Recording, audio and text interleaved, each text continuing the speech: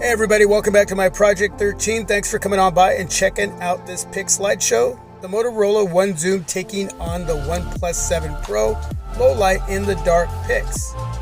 Let me know which smartphone does it better down below in the comment section. Remember this though, it's all opinion. It's neither wrong or right.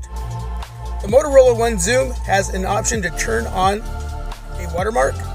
I didn't know that at first, but once I found that I had the option, I turned it on. That is why some of the Motorola One Zoom Pics will have that watermark and some won't.